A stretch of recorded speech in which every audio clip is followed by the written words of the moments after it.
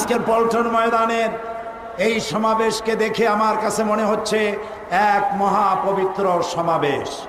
কারণ হচ্ছে এই সমাবেশে যারা উপস্থিত হয়েছে এদের মধ্যে টেন্ডারবাজ নাই, এদের মধ্যে চাঁদাবাজ নাই, এদের ভিতরে গুন্ডা নাই, এদের ভিতরে মাস্তান নাই, এদের ভিতরে রয়েছে শহীদি কাফেলার রক্তরঞ্জিত পথ মারিয়ে যারা এগিয়ে চলেছে আল্লাহর দ্বীনের পতাকা নিয়ে, তারাই আজকের এই সমাজে, আজকের এই পল্টন ময়দানে উপস্থিত হয়েছে।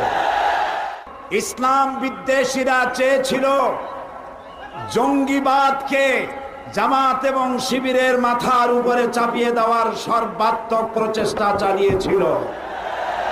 আজকে প্রমাণিত হয়েছে জামাত শিবির জঙ্গিবাদ এক জিনিস নয়, এটা প্রমাণিত হয়েছে।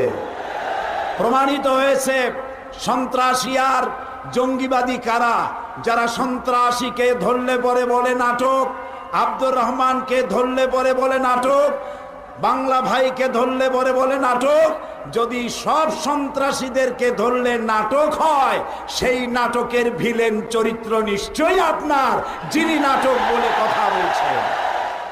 এই জন্য ছাত্র শিবিরকে অগ্রসর হতে হবে, চরিত্র দিয়ে জয় করতে হবে এই দেশকে।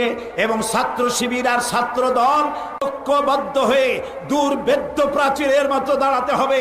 তেতুলিয়া থেকে টেকনাফ পর্যন্ত, রূপসা থেকে পাথুরিয়া পর্যন্ত এই জেহাদে জেনারেলের ভূমিকা পালন করে 2007 সালের নির্বাচনে আবারও 4 দলীয় ঐক্যজোটকে ক্ষমতায় আনার জন্য সর্বাত্মক প্রচেষ্টা করতে হবে।